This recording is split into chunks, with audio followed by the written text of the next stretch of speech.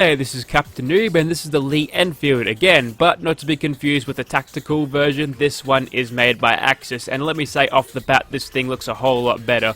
The meshes and textures look a whole lot more cleaner, and it looks like a Battlefield quality weapon, so top-notch stuff there. So you get the point, a standalone, customizable thing, yeah, blah blah blah, I've said that before. Alright, so we'll go into the receivers. First of all, we've got the light frame, which will give us a little bit less damage, but at the cost of, or at the benefit of better weight.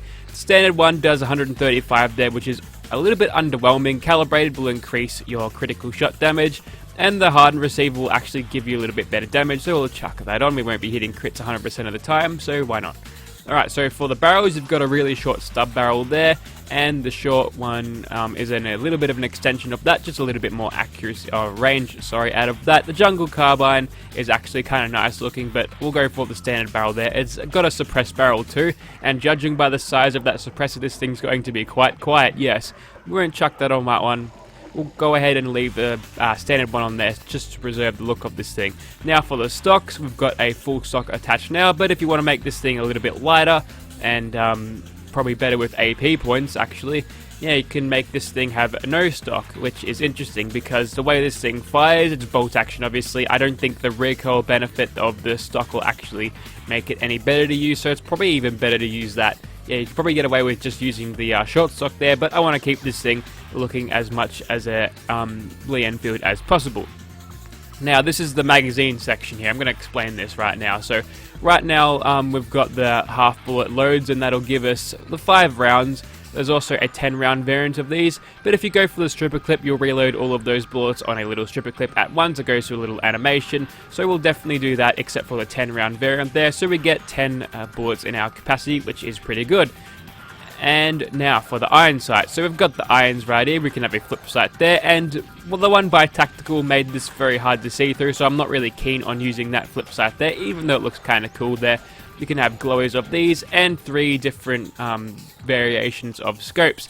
Now, the interesting point about these scopes is they don't sit off like to the side of your gun, they sit directly over it. So if you actually attach these, you can't use the stripper clips to reload, you have to go one by one. So if you're using a 10 round magazine, you're going to have to sit through a pretty lengthy reload.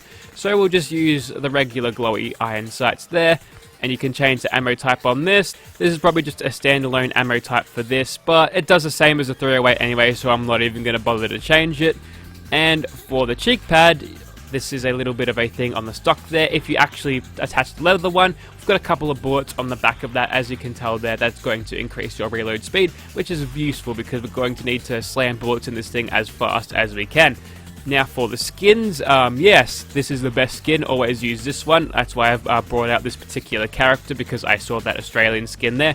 So we'll definitely need that one. And oi bruv, you got a license for that gun skin? I don't have a license for that gun skin, so we're going to leave that alone. There's also a Canada one if you've got a ballerina president, and a Haru one if you're of the Japanese type. So yeah, there's something for everyone if you're from these 4 countries. This the regular skin though, the wooden thing, actually looks kind of cool there, so if you're part of the USA and are feeling a little bit neglected there, you guys can use this one, and you can claim that as your own. That's actually really cool anyways. And of course, we've got some tape. I'm not going to attach any tape on because that's kind of stupid. And there's a legendary effect here. We're not going to use that because, actually, with the damage that we have, it's actually tempting. But we'll try this thing out first. Sure, why not? Alright, we'll take this into Gunners Plaza as well as a few others. Okay, so here we are in Gunners Plaza, and this is our Lee-Enfield in first person there, in its glorious Australian paint job there, very nice. And going into third person, that's what we look like there. There's those nice bullets in that leather chest, cheek rest thing there, so it definitely looks very good. Now, as for reloading this thing, unfortunately there's no scripted reload on this, you just reload however many bullets is the capacity of this thing. As you can tell there, I had 5 bullets already in the internal mag, and I just reloaded another 10 in. So yeah, that's unfortunate, but sure, this mod is in early days, and I'm sure this stuff will be looked at. So we'll get stuck right into these gunners there. 357 for the sneak attack critical, follow-up shot less than 100, which is kind of interesting there. We've got a cheeky headshot on that gunner, but we followed up with 2 body shots, each under 100 damage, under 100 damage again. But if we could actually zero in a headshot, we get slightly tolerable damage there. But even then, we're hitting them in the face with a 308 and we're doing that little damage.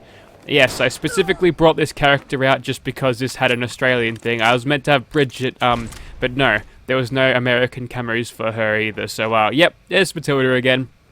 Okay, so we'll try to zero in and get some headshots on this gunner there.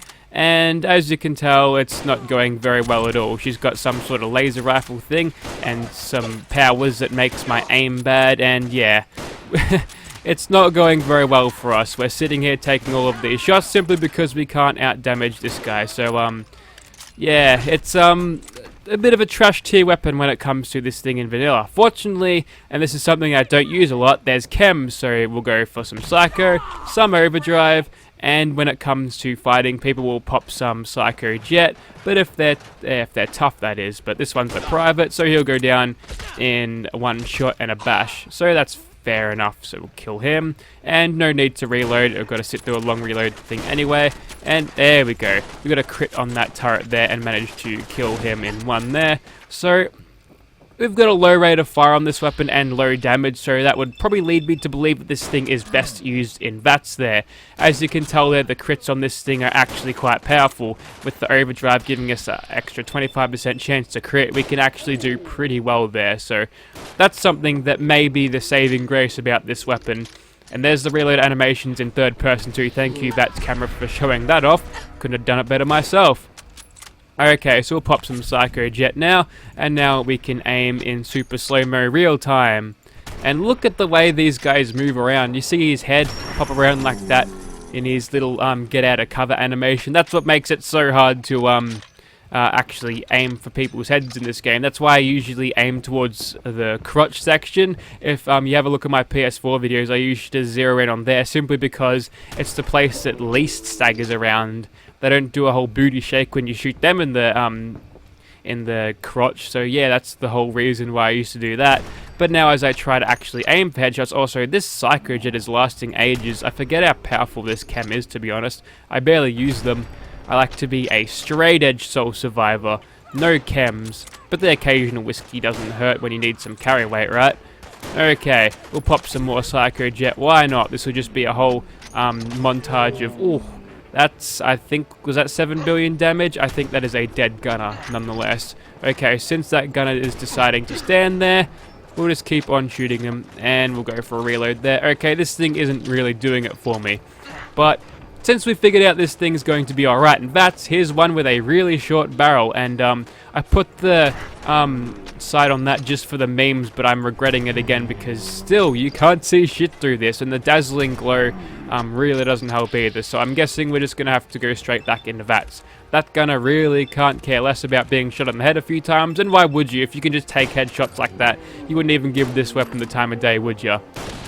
But a little gun fu action never hurts. Also, we come out of slow motion in VATS there. It was kind of weird, but look at all those shots we do get on Captain Bridget there. Yeah, she's mad because she isn't in the video, but don't worry, you're next. And don't worry, Tavor guy.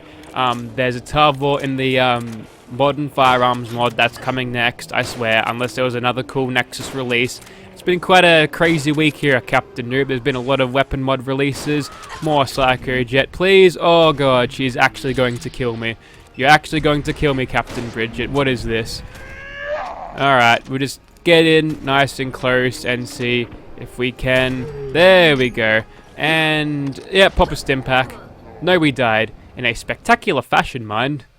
Okay, when it comes to these weapons, the only thing you can do to actually make them good is just exploit the sneak attack critical system. So now I've got one with a suppressor and a scope. It's going to cut some reload time out, but we're actually going to be able to aim at these guys with some ease there. There we go. We dropped that person in one shot. No, just kidding. That was a sniper knockdown. That's okay. We can hit them a little bit easier now that we have a scope to look through. Gives us a better picture. And we also get the sniper perk along with it. Very nice. And as you can tell, there's a lot of loading of bullets it has to go through. Oh, we're detected. Well, that was short-lived. Never mind. We'll just go ahead and kill these guys as fast as possible. And yeah, we'll just go from there, I guess. Okay, another gunner captain. You can die to gratuitous VATS bullshittery, and we'll down you with a crit there. At least one of us thought that was funny. Okay, go for some more mad reloading, and take out these turrets there, which we can one-shot that turret now. We're back in Sneak Attack Cautionville because we are in Caution. That is one of the reasons why Sneak Attack Criticals are very overpowered in this game. You can... I didn't expect you to be that close. Yes, you can execute Sneak Attack Criticals even in Caution, which allows you to constantly get them with a suppressor, provided you're far enough away from their detection zone, like we are now. So, hopefully a Sneak Attack Critical on these guys. Also, bad hitboxes. Very nice. And whilst these guys are moving about, we might as well just go ahead and kill them instantly with a crit there. Can't get the Sneak Attack crits on that guy, though. He's just deciding to be stubborn for some reason, so we'll just finish him off in VATS. Very cheaply mined, but whatever. Okay, where's old mate down here? There you are. Okay, we'll go for a Sneak Attack crit on you. Hopefully we can one-shot you. Not quite, even with the Sneak Attack critical.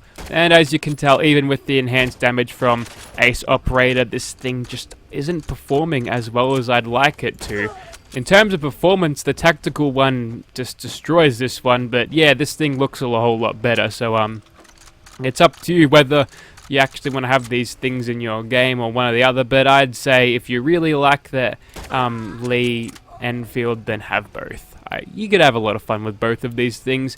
Maybe you could pretend that in lore they're both made by different manufacturers, and one of them just has strange pixelated things, and one of them looks more realistic. I don't know.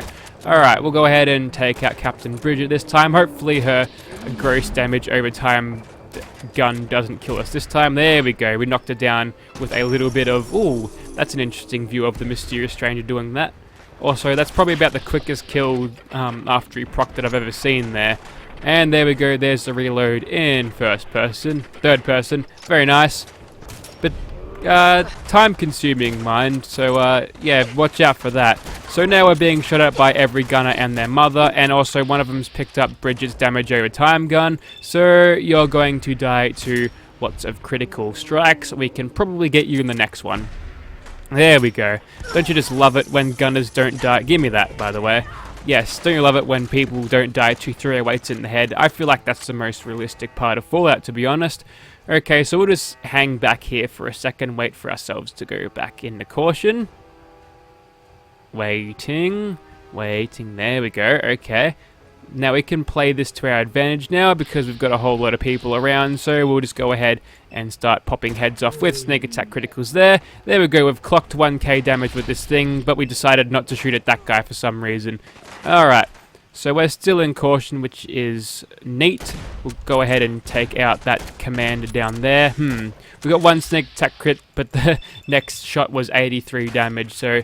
Yes, in future updates, I'd say, yes, look at this thing's damage and improve it, because at the moment, this thing is performing around about the same as a hunting rifle. Actually, probably worse, to be honest. You can get better base damage out of a hunting rifle's 50 cal receiver, but then again, you're shooting 50 cals with that. It's underpowered as it is. So I guess that's saying a lot about this weapon's performance. Okay, looks like that gunner, legendary gunner, has gotten us in her sight, so we'll just go ahead and take her out in VATS instead.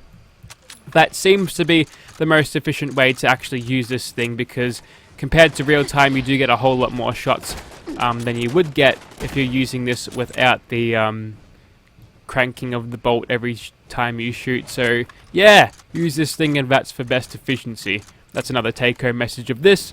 Alright, so we'll quickly finish off the rest of these gunners, and I think we'll call it a video there. Ooh.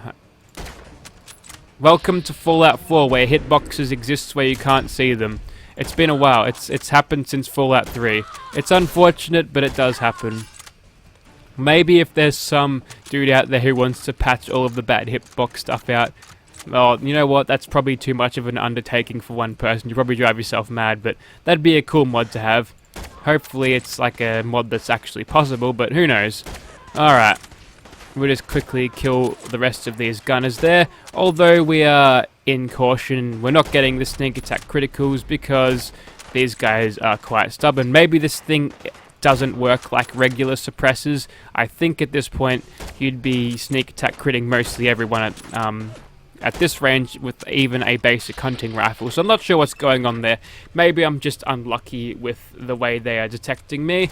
So after another lengthy VATS reload there, we finish her off in 3 bullets there. So To make this thing really efficient, I'd suggest using this with a VATS intense critical lucky build there. That's probably the best thing you can do.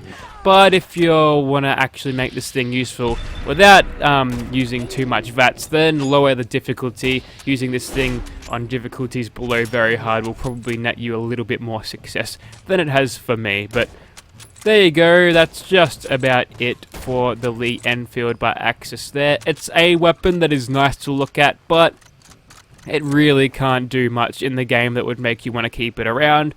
Luckily for me, I'm on PC and I can just crank up the base damage at will with the creation kit, but I'm not sure I really want to hold on to this weapon. It's a good weapon though. I do highly recommend this to anyone who is a fan of the Lee-Enfield there, because it is a very high quality weapon mod. Same with AsXas' usual mods. Take the tape out though, don't like the tape. Thank you for watching, guys.